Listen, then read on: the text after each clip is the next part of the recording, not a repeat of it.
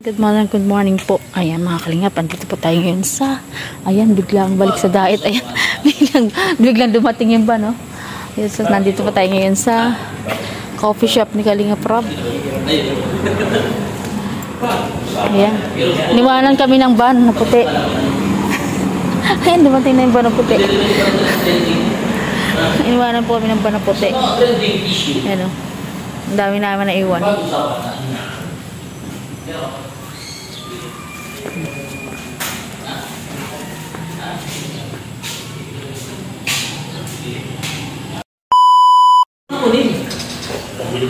Pinalaya silang dalawa sa sa coffee shop. Tignan mo itong si Ato at saka si pinalayas na sa coffee shop. Bakit kayo pinalayas? Hindi naglinis si Ato. Ayan, kasi di kayo naglilinis. Tingnan mo, nag-asabalutan na, ang daming bit-bit. Wala na. Ay, mga labahan pa? Ha? Mga labahan? Wala na, ang daming bit-bit. Saan ngayon ang punta nyo niyan? Wala.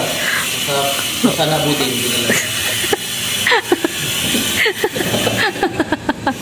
Kung saan kayo, matutulog kayo dyan sa kalsada ngayon. Eh, okay lang dyan kasi wala kayong lilinisan, no? Tapos, bawat lata.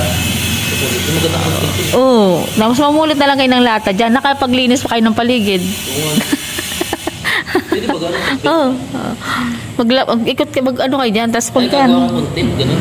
Tapos damputin nyo yung mga lata na sa paligid dyan. Yung mga basa-basura. Manila tayo. Pa-Manila na kami. Ayun, pa-Manila na pala sila. Ang biyahe. Ayun, tol. Ano mo yun?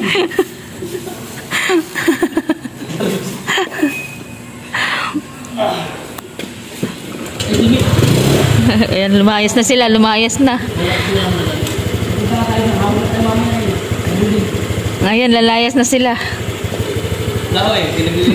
Kaya nga eh, pwede na daw sa tabing kalsada kasi hindi na kailangan maglinis, no? Pagkita na kami din ang baliktad pang sumibay na tayo. Okay na. Oh, muntik na. Muntik na.